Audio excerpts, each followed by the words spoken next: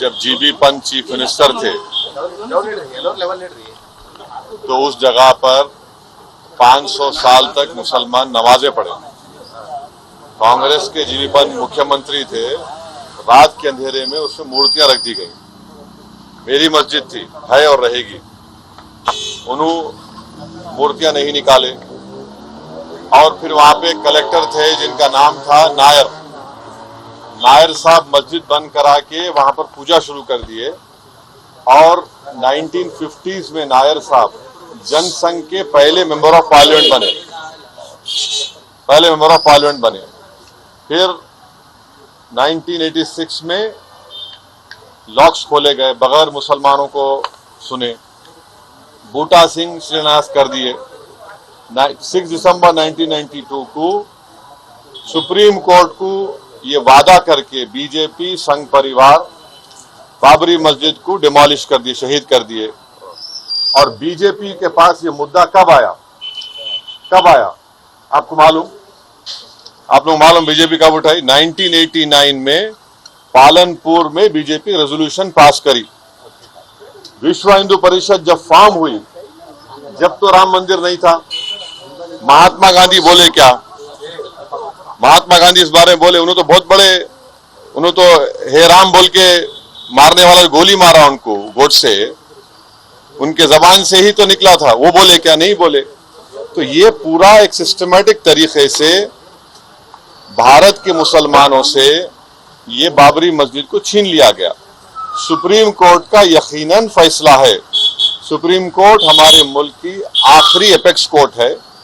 Title suit था, तो title suit में सुप्रीम कोर्ट ने यह कह दिया कि फेथ की बुनियाद पर हम ये जगह मुसलमानों को नहीं दे सकते। सुप्रीम कोर्ट ये भी कह दिया कि वहां पर मंदिर को तोड़कर मस्जिद नहीं बनाई गई। ये सुप्रीम कोर्ट ने कहा उस जजमेंट में।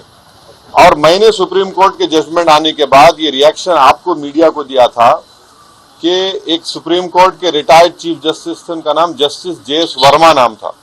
उन्होंने सुप्रीम कोर्ट के बारे में कहा था कि supreme court is supreme but not infallible.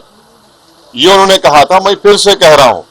और मैंने उस वक्त ये कहा था कि ये जजमेंट आने के बाद ऐसे कई मुद्दे खुल जाएंगे, जिसको अंग्रेजी में बोलते हैं Pandora box will be open. और आज आप देख रहे हैं कि हर जगह पर संघ परिवार जाकर ये बोलता है कि नहीं, यहां पर मस्जिद नहीं थी। ये मेरा मानना है, ये मेरा बोलना है, हम ये बोल रहे हैं। अगर जीबी पंत मूर्तियां हटा देते तो क्या आज ये दिन देखना पड़ता हमारे को? अगर 1986 में ताले नहीं खोले जाते तो क्या आज ये दिन आता? क्या अगर 6 दिसंबर को बाबरी मस्जिद डेमोलिशन नहीं होता तो क्या ये दिन देखना पड़ता?